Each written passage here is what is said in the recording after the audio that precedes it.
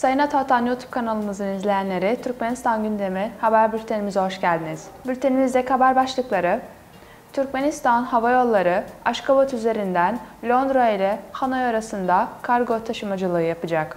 Türkmenistan, Milano'daki Uluslararası Tekstil Fuarı'na katılacak. Ve son haberimiz, Türkmenistan, Orta Asya düzeyinde tenis turnuvası düzenleyecek.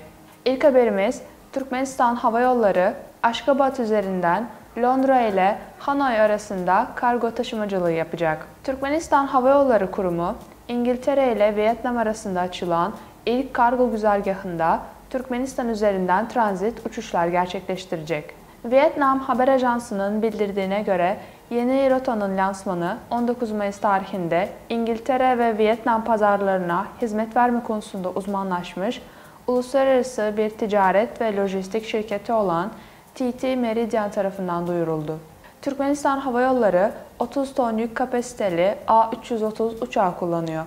Bundan sonra Türkmen Hava Taşıyıcısı tarafından gerçekleştirilen haftalık TT Meridian kargo uçuşları her çarşamba akşamı Londra Stansted Havalimanı'ndan kalkacak.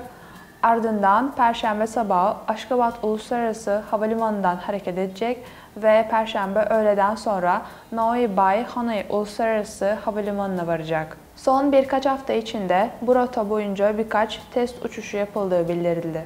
Sıradaki haberimiz, Türkmenistan, Milano'daki Uluslararası Tekstil Fuarı'na katılacak. Türkmenistan, Milano kentindeki Uluslararası Tekstil Ekipmanları Fuarı'na katılacak. Türkmenistan Bakanlar Kurulu Başkan Yardımcısı Batır Atayev bu konuda Bakanlar Kurulu toplantısında İtalya'ya yapacağı gezi hakkında bilgiler verdi.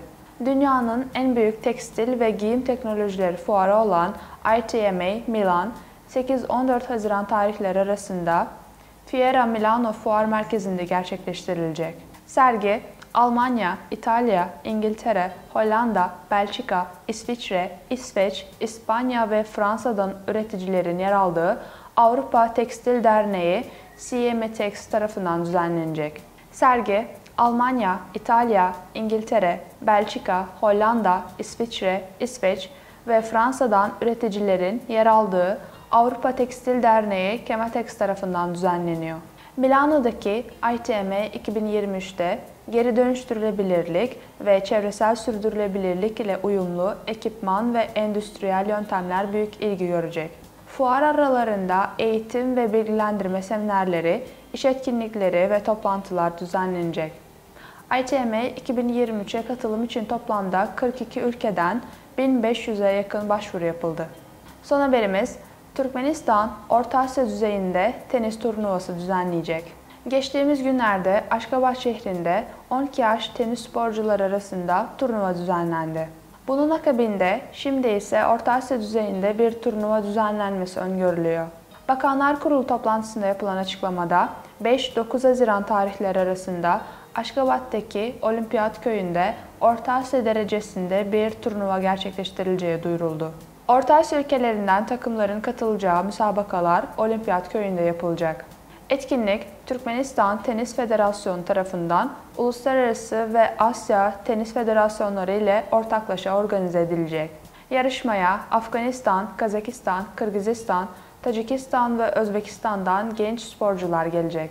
Sayın Atatan YouTube kanalımızın seyircileri, Türkmenistan ile ilgili Türkçe haberlerimizi atatanturkmenistan.com haber sitemizden takip edebilirsiniz. İyi günler.